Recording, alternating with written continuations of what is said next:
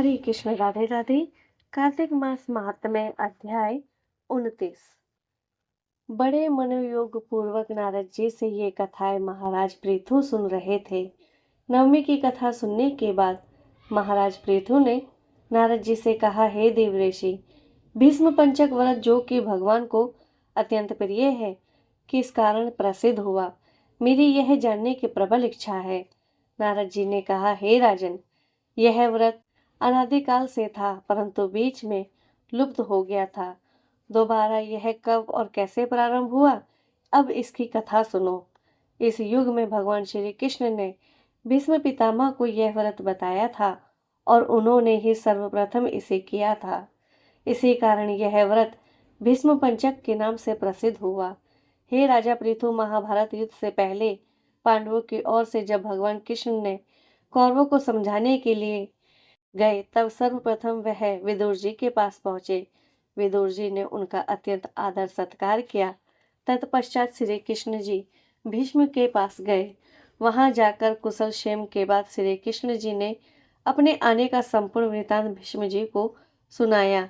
तब भीष्म जी कहने लगे, हे भगवान, तीनों लोकों के स्वामी होते हुए भी आप केवल पांडवों की ओर से ही दूत बनकर क्यों आए हैं, तथा पांडवों के प्रति आपका इतना प्रेम होने का क्या कारण है। तीनों लोग आपके वश में हैं, तब पांडवों ने ऐसा कौन सा व्रत, तप, दान, पुण्य या यज्ञ किया है, अथवा उनके पास ऐसा क्या वशीकरण है जिसके कारण आप उनके वश में हो गए हैं। इस पर भगवान श्री कृष्ण जी ने मुस्कुराकर उत्तर दिया, हे गंगा पुत्र, यदि यह रहस्य अत्यंत गुप्त है, तथापि मैं इसे तुमसे कहता हूँ। पूर्व जन्म में उन पांचों भाइयों ने एक ऐसा व्रत किया था जो मुझको अत्यंत प्रिय है, इसी कारण मैं उनके वशीभूत हूँ। अब तुम उस व्रत का वृतांत सुनो।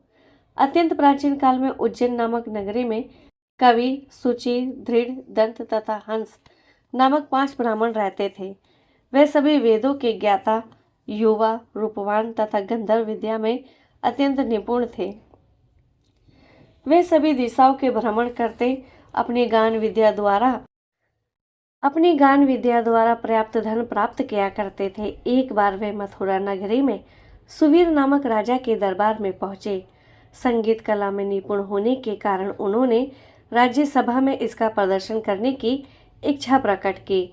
वह 4 दिन उपवास तथा परम पवित्र यमुना जी में स्नान करते रहे। फिर उन्होंने किसी से राजा का संपूर्ण वृतांत पूछा। उसने बताया कि राजा की कादम्बरी नामक अत्यंत सुंदर भोग पत्नी है।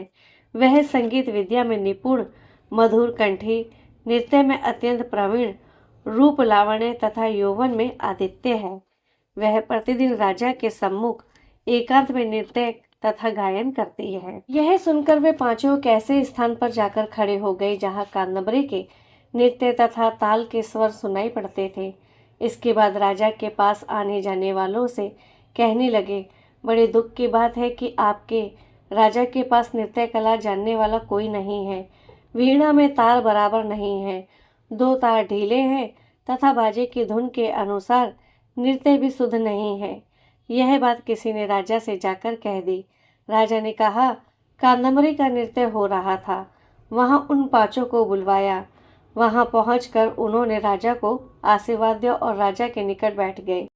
कादम्बरी ने उनको संगीत विद्या में अत्यंत निपुण समझकर अपना विशिष्ट नृत्य किया।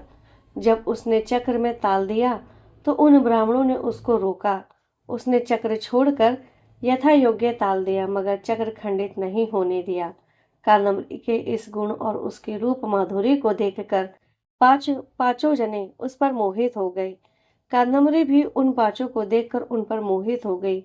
उसने रात्रि के समय गुप्त रूप से अपनी एक सहेली के साथ उन पांचों को यह संदेश भेजा कि तुम में से एक प्रतिदिन नगरी के उत्तर की ओर यमुना नदी के तट के समीप लताओं से घिरे निर्जन अनंत नामक तीर्थ में मेरे पास आकर अपनी अपनी विद्या तथा गुण का प्रदर्शन करो।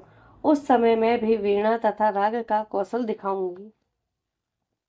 आगे की घटनाएं सुनाते हुए भगवान ने कहा, एक ब्रह्मचारी जो मेरा भक्त था, दुष्ट संगति से बचने के लिए गांव से अत्यंत दूर रहता था। उन दिनों वह भीष्म पंचक व्रत करके देवालय में मेरा पूजन किया करता था। कार्तिक शुक्ला एकादशी के दिन उन संगीतज्ञ ब्राह्मणों में से कवि का नाम बड़ा भाई भी उस देवालय में आया। कादम्बरी भी वहां पर पहुंच गई। वहां मेरे भक्त ने जिस प्रकार पूजन किया, कवि नामक ब्राह्मण ने भी वैसा ही किया। उसके बाद वीणा लेकर गायन प्रारंभ कर दिया। मेरा भक्त क्योंकि अपने मन पर विजय प्राप्त कर चुका था, इस कारण गायन सुनकर उसे क्रोध नहीं आया। कादम्बरी और कवि समस्त रात्रि गायन और नृत्य करते रहे। प्रातःकाल ब्रह्मचारी भक्त को गोबर का आचमन करते देख कवि ने भी वैसा ही किया। इसके बाद कादम्बरी अपने महल में चली गई। ब्रह्मचारी की संगति और रात्रि जागरण के कारण कवि के समस्त पाप दूर हो गए। अतः द्वादशी के दिन वह अपना समस्त द्रव्य दान करके विरक्त हो गया। दूसरे दिन सूची आया। उसने भी रात्रि भर कादम्बरी के साथ नृत्य व गायन किया और ब्रह्मचारी की भांति पूजन करके गोमूत्र का आचमन किया। प्रातःकाल होते ही वह भी अपना संपूर्ण धन दान करके सन्यासी हो गया। उसने निश्चय किया कि जिस प्रकार कादम्बरी के नृत्य गायन व रूप को देखकर ब्रह्मचारी का मन चलायमान नहीं हुआ, उसी प्रकार मुझे भी मन को वश में करना चाहिए।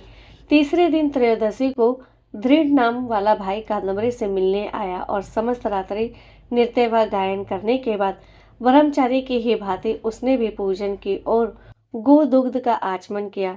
दोनों भाइयों के समान वह भी विरक्त होकर सन्यासी बन गया।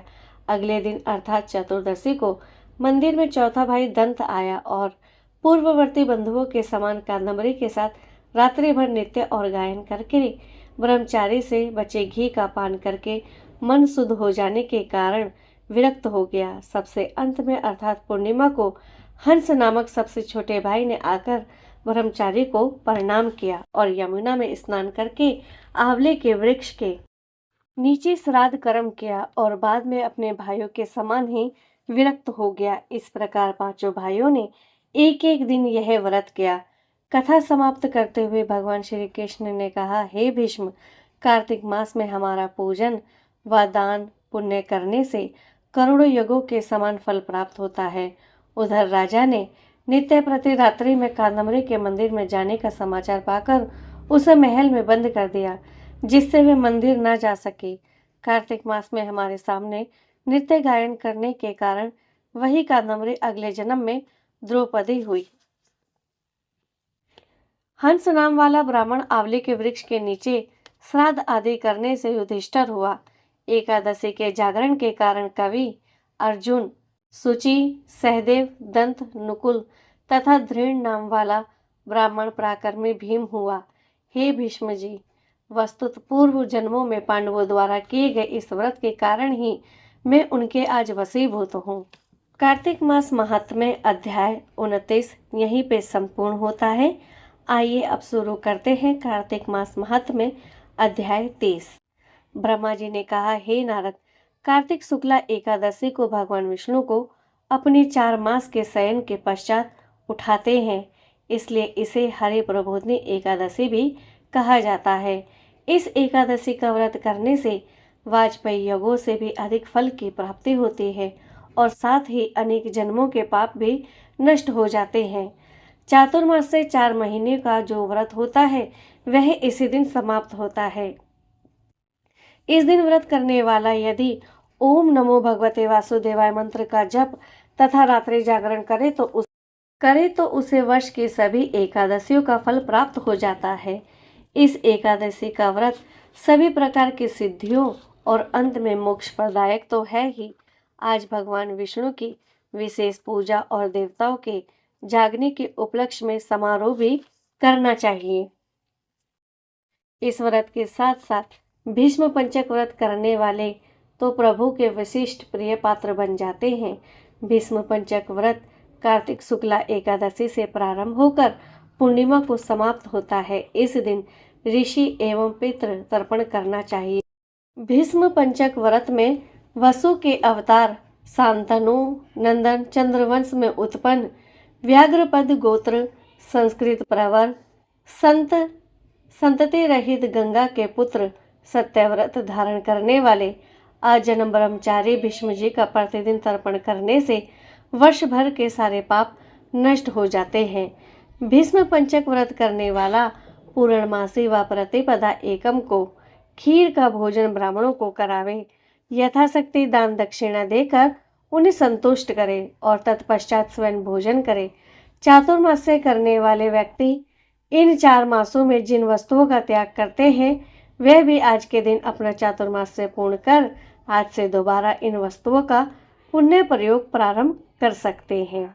इसी के साथ कार्तिक मास महात्म्य अध्याय 30 यहीं पर संपूर्ण होता है। हरे कृष्ण, राधे राधे।